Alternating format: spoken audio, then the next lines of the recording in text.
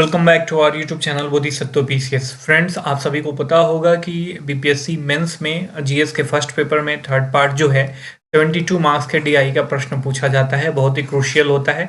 इसी को ध्यान में रखते हुए हमने क्लास शुरू करी थी। पहली कक्षा में हमने पढ़ा था बेसिक अर्थमेटिक्स, जो बेसिक अर्थमेटिक्स होते हैं इसके बारे में पढ़ा था, जो डीआई के क्वेश्चंस को सोल्व करने के लिए आवश्यक होते हैं।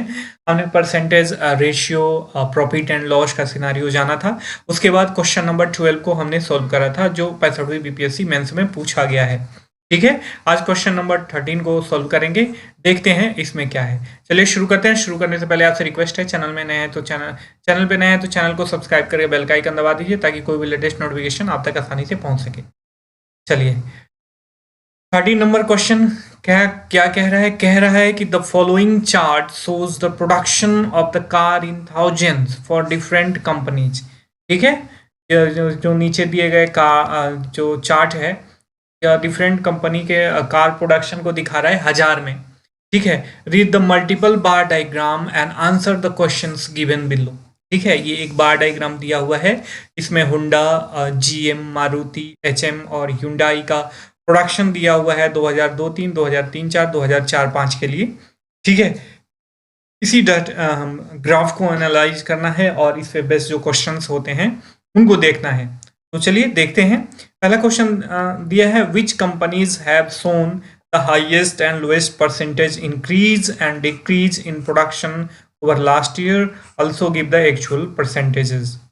ठीक है, देखिए इसमें बहुत सारा हमें ऑपरेशंस करने हैं, मैथमेटिकल ऑपरेशन। तो पहले हमें पता होना चाहिए कि होंडा का 2002-3 में कितना प्रोडक्शन है, 3-4 में क्या है और 4-5 में क्या है। कहने का तात्पर्य कि प्रत्येक कंपनीज का वर्षानुसार प्रोडक्शन हमें मालूम होना चाहिए, चूंकि हजार में दिया हुआ है। देखिए पहली बात तो ये हो गई। दूसरी चीज कि ऐसे ग्राफ को आप कभी भी जब एग्जामिनेशन हॉल में सोल्व करें तो पहले तो छुए ना।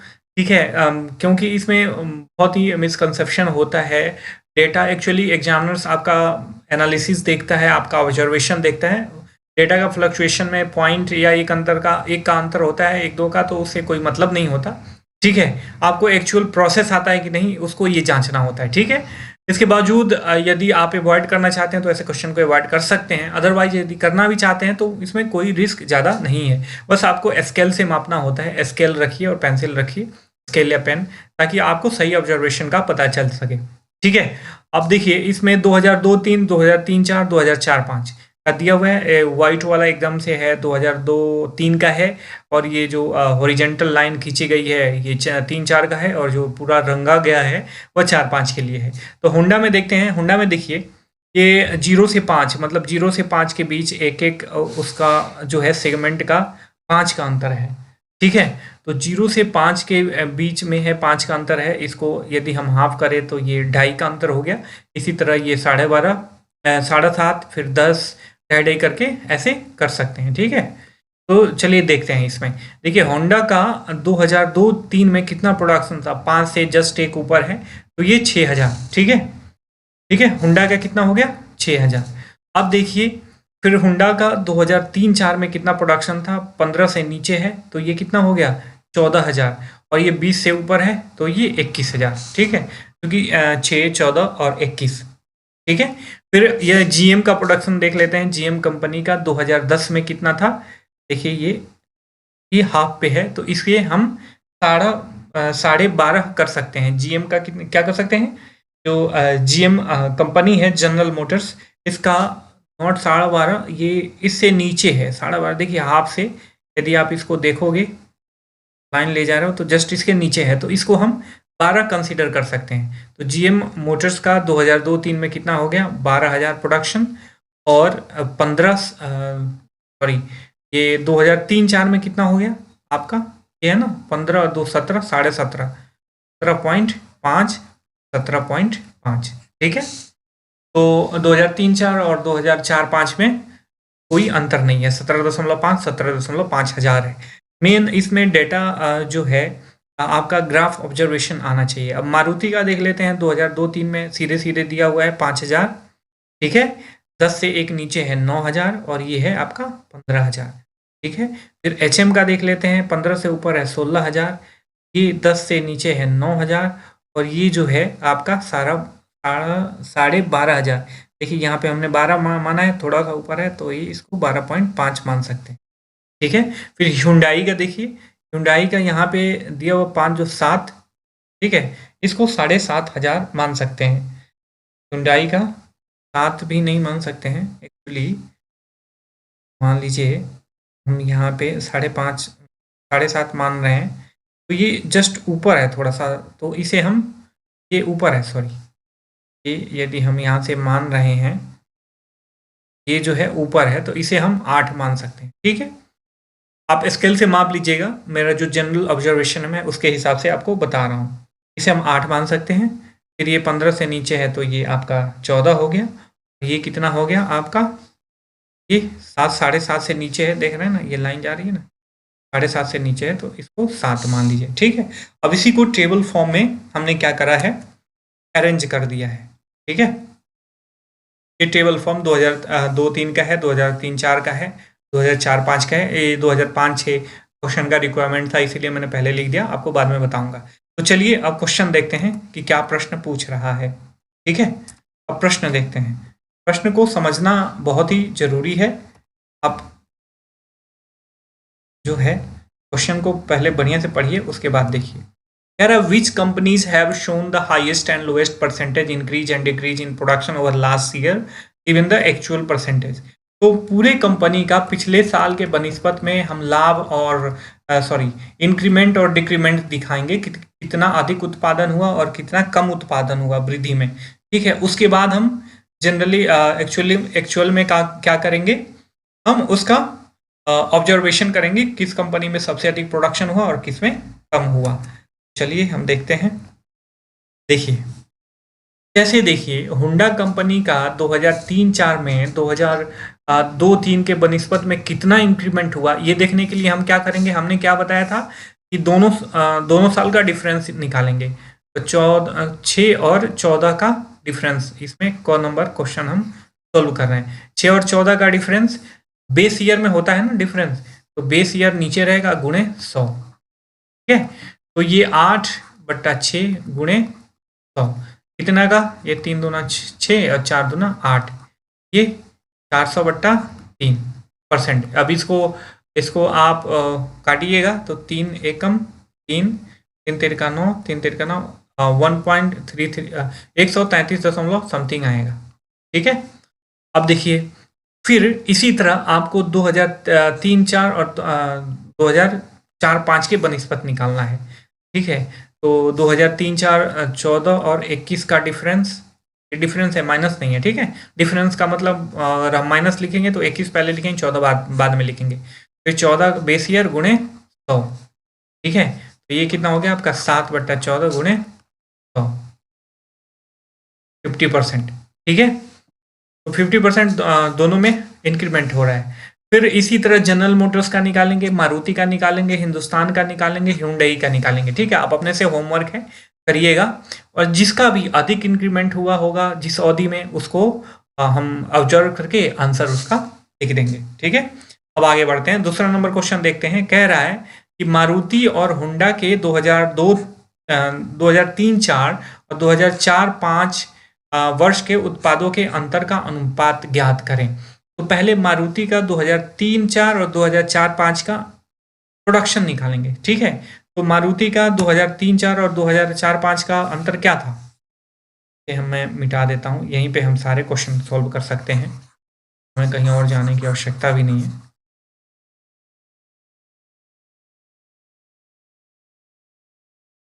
वाला क्वेश्चन इस पे कर लेंगे। ठीक है, बताइए, आपने ऑब्जर्व कर लिया होगा क्या कह रहा है। कह रहा है कि मारुति और होंडा के 2003-4 2004-5 वर्ष के उत्पादों के अंतर का अनुपात क्या क्या था।